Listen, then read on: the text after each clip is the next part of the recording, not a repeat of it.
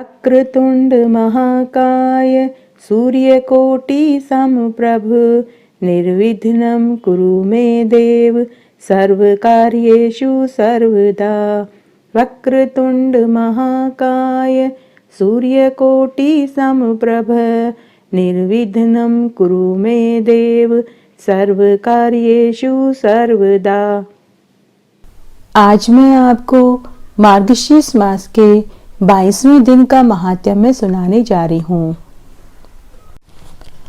आज इस महात्म्य में मैं आज आपको विष्णु पुराण की राजा शतधनु की कथा सुनाने जा रही हूँ। इस कथा को सुनने वाला मनुष्य समस्त वैभव सुख संपत्ति को पाता है।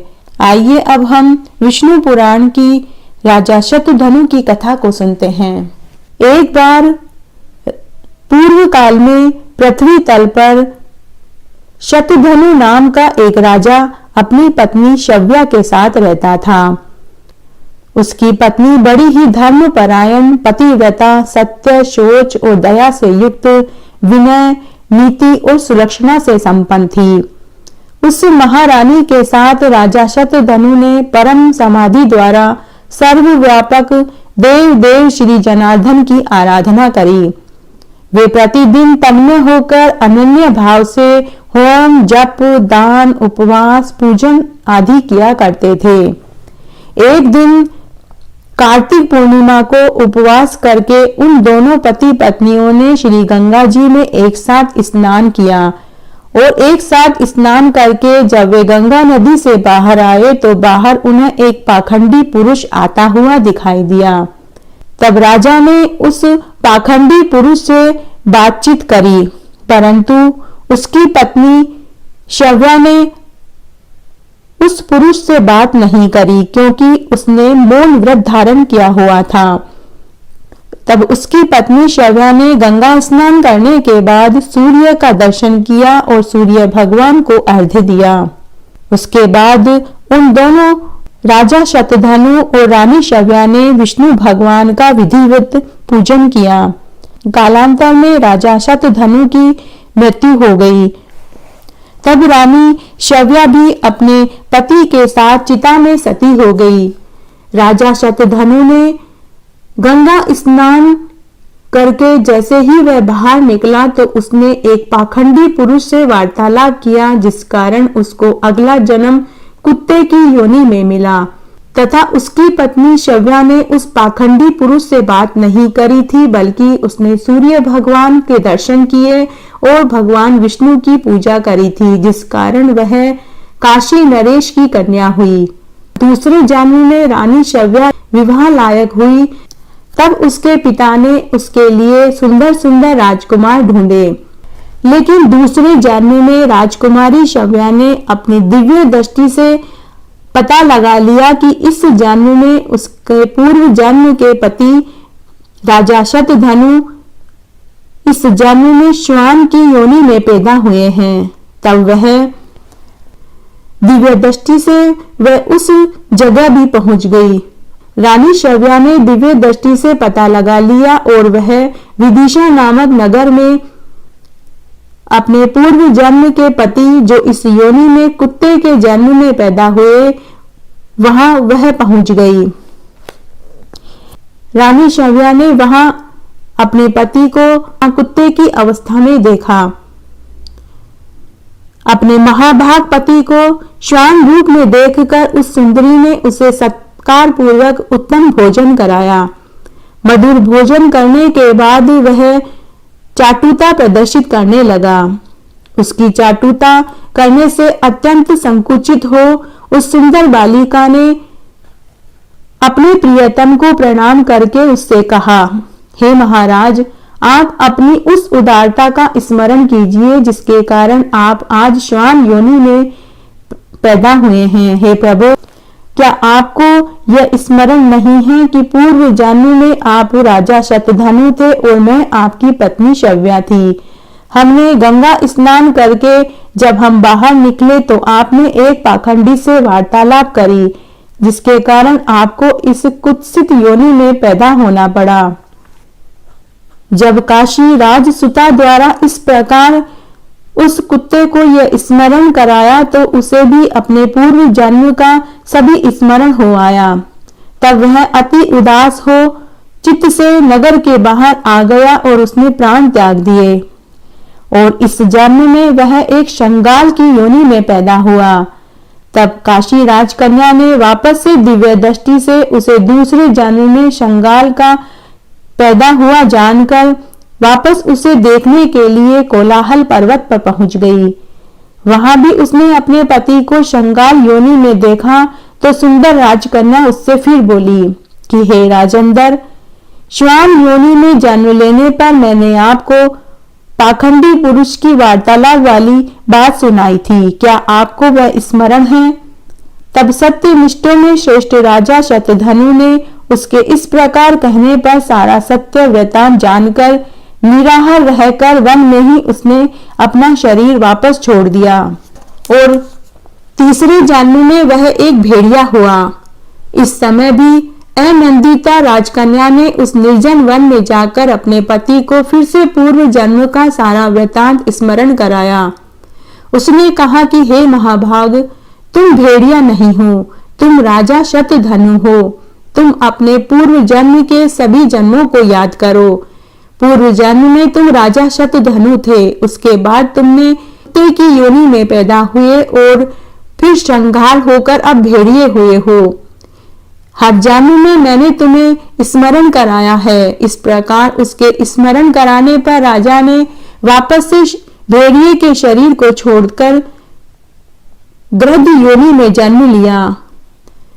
उस समय भी उसकी निष्पाप भार्या ने उसे फिर से बोध कराया, हे नरेंद्र, तुम अपने स्वरूप का स्मरण करो, इन गृध चेष्टाओं को छोड़ो। पाखंडी के साथ वार्तालाप करने से तुम्हें हर जन्म में जानवर की योनि ही मिल रही है।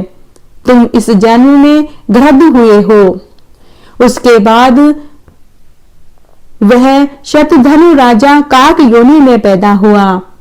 अपने पति को योग बल से फिर से उस सुंदरी ने पता लगा लिया और वापस से उस काक को वापस स्मरण कराया और बोली कि हे प्रभु, जिनके वशीभूत होकर संपूर्ण सामंत गण नाना प्रकार की वस्तुएं भेंट करते थे, वही आज आप काक योनि में प्राप्त होकर बलि भोज कर रहे हो। इस प्रकार काक योनि में भी पूर्व जन्म का स्मरण कराते ही उस राजा ने अपने प्राण वापस त्याग दिए और फिर वापस उस राजा ने मयूर योनि में जन्म लिया।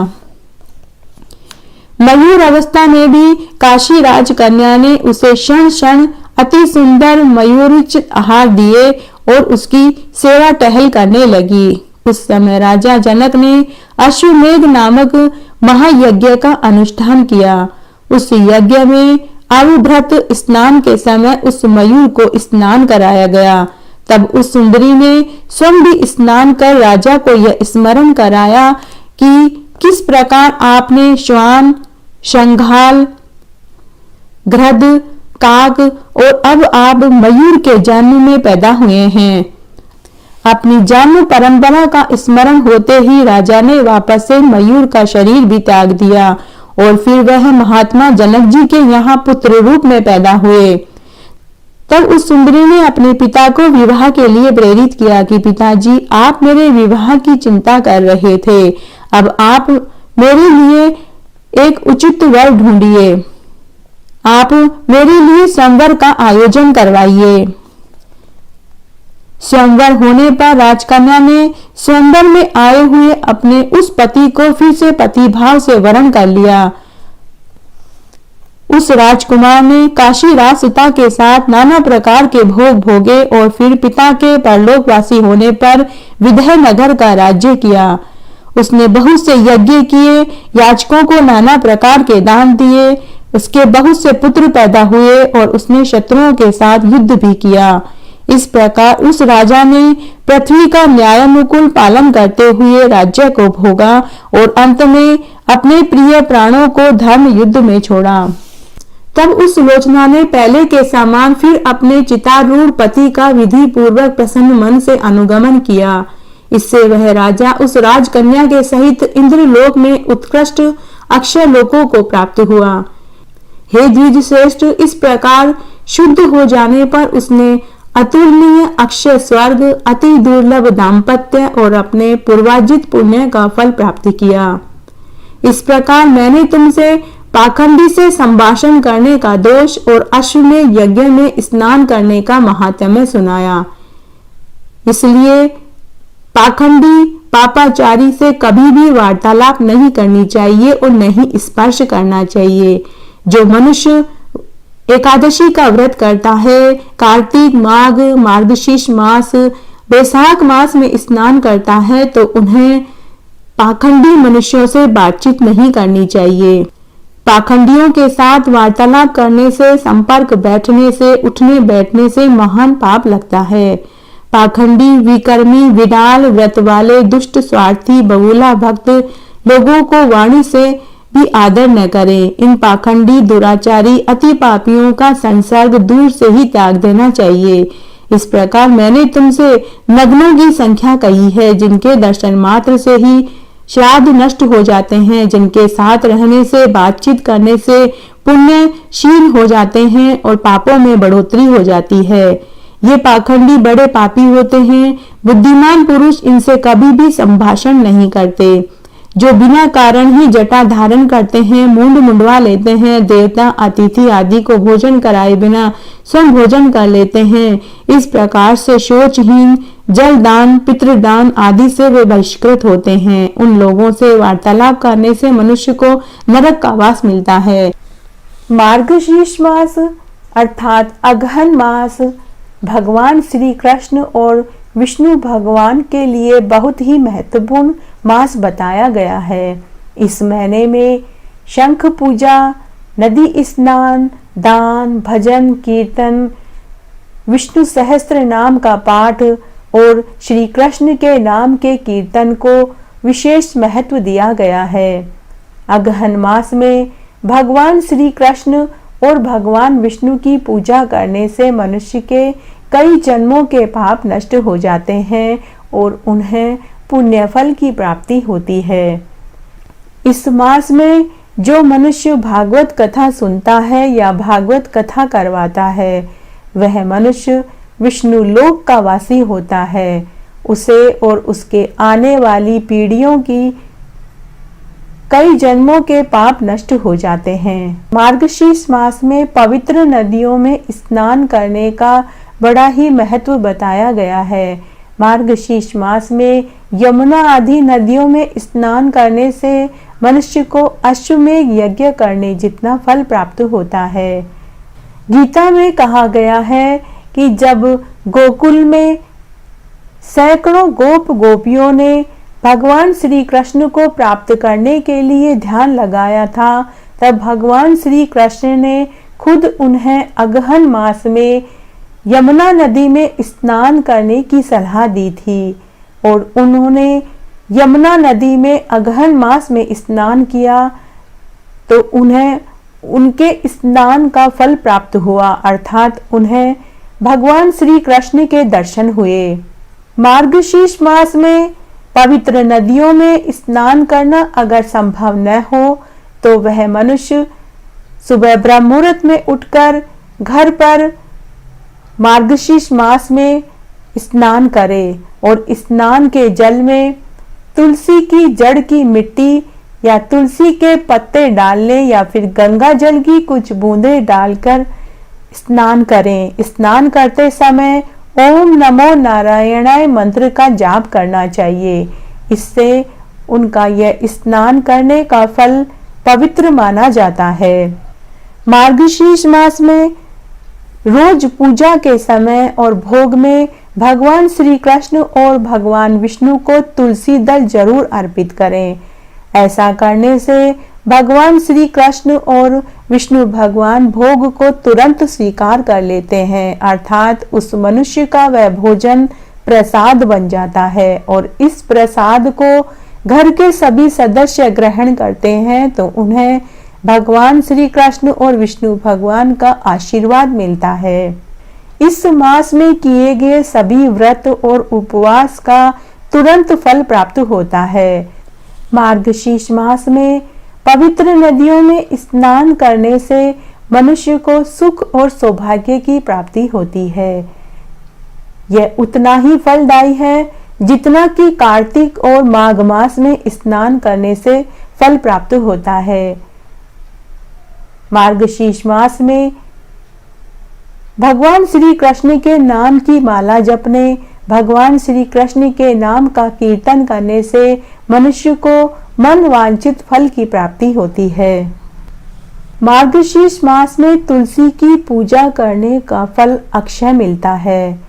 देवी तुलसी लक्ष्मी स्वरूपा है, भगवान श्री कृष्ण की प्रिया है, भगवान विष्णु की प्रिया है। नित्य प्रति मार्गशीर्ष मास में सुबह जल्दी उठकर तुलसी जी को जल अर्पित करना चाहिए और शाम के समय दिया बाती करना चाहिए और भगवान श्री कृष्ण के नाम की माला जपनी चाहिए। जो मनुष्य मार्गशीर्ष मास में तुलसी जी की पूजा करता है उनके घर में हमेशा स्थायी लक्ष्मी का वास होता है। गीता में भगवान श्री कृष्ण ने कहा कि जो मनुष्य मार्गशीर्ष मास में नित्य प्रति मेरे नाम की माला जपता है, भजन कीर्तन में समय व्यतीत करता है, एक समय भोजन करता है, ब्रह्मचर्य का पालन करता है, अन्न दान, वस्त्र दान, कंबल दान, तिल दान करता है, वह मनुष्य मुझे अत्यंत ही प्रिय होता है। मैं उस मनुष्य से अत्यंत ही प्रसन्न होता हूँ और मैं उसे मन वांछित फल देता हूँ और वह इस जीवन के सुख भोग कर मरने पर मेरे ही लोक को प्राप्त होता है। मार्गशीर्ष मास में भगवान श्री कृष्ण का ही स्वरूप है। मार्गशीर्ष मास अगहन मास अर्थात मंगसर मास, यह भगवान श्री कृष्ण का स्वरूप है। इसमें अनेक प्रकार के फूलों से, ऋतु फलों से, नैवेद्यों से, धूप दीप आरती से भगवान श्री कृष्ण के नाम का कीर्तन जो मनुष्य कर लेता है उसके समस्त कष्टों को भगवान श्री कृष्ण मुक्त कर देते हैं, उसके समस्त पाप धुल जाते हैं और वह इस जीवन के सुख भोग कर मरने पर वैकुंठ और गोलोक को प्राप्त करता है। भगवान श्री कृष्ण को मार्गशीर्ष मास में माखन मिश्री का भोग जरूर लगावें। माखन मिश्री के भोग के साथ में तुलसी दल अवश्य रखें। जो मनुष्य मार्गशीर्ष मास में रोजाना भगवान श्री कृष्ण को माखन मिश्री का भोग लगाते हैं, साथ ही तुलसी दल अर्पित करते हैं, उस मनुष्य की सभी विपदाएं भगवान श्री कृष्ण दूर करते हैं और वे इस जीवन में समस्त सुखों को भोग कर मरने पर स्वर्गलोक को प्राप्त करते हैं। मार्गशीर्ष मास में कुछ मंत्र ऐसे हैं, अगर इनका रोज जाप कर लिया जाए तो उस मनुष्य का जीवन सरल हो जाता है। उन्हें यमराज के दर्शन नहीं होते, मरते समय की उन्हें पीड़ा नहीं भोगनी पड़ती, मरते समय उन्हें धर्मराज जी के दर्शन नहीं होते, मरते समय उन्हें यमलोक के दुख नहीं भोगने पड़ते। वे मंत्र हैं ओम कृष्णाय नमः, ओम नमो भगवते वासुदेवाय नमः और मंगलम भगवान विष्णु, मंगलम गरुड़ ध्वजा, मंगलम पुंडरीकाक्ष, मंगलम तनो हरि। इन मंत्रों का जो मनुष्य मार्गशीर्ष मास में जाप कर लेता है और तुलसी की एक माला भी वह फेर लेता है तो उस मनुष्य को सभी सुख प्राप्त होते हैं। उस मनुष्य को कभी भी मरते समय की पीड़ा नहीं भोगनी पड़ती। अगर ये सभी मंत्र मार्गशीर्ष मास में मनुष्य रोज सुबह उठकर स्नान आदि करने के पश्चात इन मंत्रों की तुलसी की माला से जाप करता है तो उस मनुष्य के ऊपर भगवान कृष्ण, भगवान विष्णु के साथ माता लक्ष्मी और तुलसी जी का भी उन्हें आशीर्वाद प्राप्त होता है। उस घर में कभी भी कोई संकट और परेशानी नहीं आती। उस घर में हमेशा स्वच्छ सुंदर वातावरण रहता है, कभी कोई कलेश, संकट और परेशानियां नहीं होती। उस घर के बच्चे हमेशा खूब तरक्की उन्नति करते हैं। उस घर के बच्चों के समय पर शादी विवाह होते हैं। कभी कोई आर्थिक विपदा उस परिवार को नहीं झेलनी पड़ती। मार्गशीर्ष मास में गौ दान का अत्यंत ही महत्व बताया गया है। अगर कोई मनुष्य अच्छी हैसियत रखता है, धन की उसे कोई कमी नहीं है, तो उस मनुष्य को मार्गशीर्ष मास में एकादशी के दिन किसी श्रेष्ठ ब्राह्मण को गौ दान करना चाहिए। गौ दान करने से उस मनुष्य के सभी पाप धुल जाएंगे और मरते समय की उसे कोई पीड़ा भी नहीं झेलनी पड़ेगी। अगहन मास में गाय की सेवा करने का इतना फल मिलता है, तो फिर गाय दान करने का कितना फल मिलेगा, इसकी तो कोई कल्पना भी नहीं कर सकता। मार्गशीर्ष मास अर्थात अगहन मास, अगहन मास में किए गए व्रत, उपवास और दान पुण्य से भगवान श्री कृष्ण की कृपा प्राप्त होती है। जो मनुष्य अगहन मास में व्रत उपवास करता है, दान पुण्य करता है, पवित्र नदियों में स्नान करता है, अन्न दान करता है, वस्त्र दान करता है, कंबल दान करता है और शंख की पूजा करता है, तो उन्हें भगवान श्री कृष्ण की कृपा प्राप्त होती है। उनके सभी कष्टों को भगवान श्री कृष्ण दूर करते हैं और उनके ऊपर भगवान श्री कृष्ण का हमेशा आशीर्वाद बना रहता है। उनके घर पर आने वाली सभी पीड़ाओं को, सभी दुखों को भगवान श्री कृष्ण दूर कर देते हैं। मार्गशीर्ष मास भगवान श्री कृष्ण को अत्यंत प्रिय है। भक्त वत्सल भगवान ने समगीता में कहा कि मार्गशीर्ष मास स्वयं मेरा ही स्वरूप है। इस पवित्र मास में जो मनुष्य पवित्र नदियों में स्नान करता है, उसके सभी पापों का नाश हो जाता है और उन्हें मन वांछित फल की प्राप्ति होती है। तुलसी महारानी नमो नमो, हर की पटरानी नमो नमो। कौन से महीने में बोई रानी तुलसा, तो कौन से महीने में हुई हरियाली। आषाढ़ के महीने में बोई रानी तुलसा, तो सावन के महीने में हुई हरियाली। कौन से महीने में हुई तेरी पूजा, तो कौन से महीने में हुई पटरानी। कार्तिक के महीने में हुई मेरी पूजा, तो मंगसर मास में हुई पटरानी। धूप दीप नैवेद्य आरती, तो पुष्पन की बरसा बरसानी। 56 भोग 36 व्यंजन, तो बिन तुलसा हर एक न मानी। जो कोई तुलसा को सवेरे गावे, तो श्री कृष्ण के दर्शन पावे। जो कोई तुलसा को दोपहर गावे, तो खीर कांड का भोग लगावे। जो कोई तुलसा को संध्या को गावे, तो श्री कृष्ण जी की आरती उतारे। जो कोई तुलसा को आधी रात को गावे, तो श्री कृष्ण जी के चरण दबावे। तुलसा महारानी नमो नमो, हर की पटरानी नमो नमो। इस तरह आज मैंने आपको मार्गशीर्ष मास की एक पौराणिक पुण्यफल देने वाली कहानी सुनाई। आशा करती हूँ यह आपको जरूर पसंद आएगी। मेरे साथ बने रहने के लिए आपका धन्यवाद। आगे की कथा कहानी के लिए भी आप इसी तरह मेरे साथ बने रहें। धन्यवाद।